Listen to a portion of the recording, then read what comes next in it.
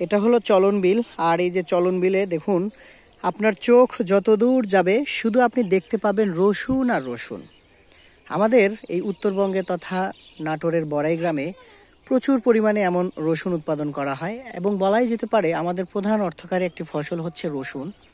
এই দেখুন রসুনের জমিতে এখানে পানি দেওয়া হচ্ছে, এই যে পানির পাইপ দিয়ে পানি দেওয়া হচ্ছে রসুনে খেতে।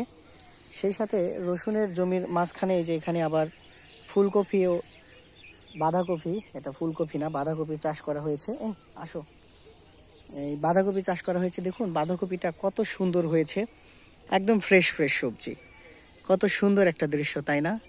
পাখির কলকাকুলি, এই যে পাখির কলকাকুলি আপনারা দেখেন, একটু জুম করে দেখাই, এখানে পাখির কিচিরমিচির শব্দ। এই যে পাখিগুলো তারা ঘরে ফিরতেই ব্যস্ত। আর আমি এখন ভিডিওটি করছি একদম গোধূলি লগ্নে, বিকেলবেলা সন্ধ্যার দিকে সূর্যি মামা উকি দিচ্ছে ঠিক সেই মুহূর্তে।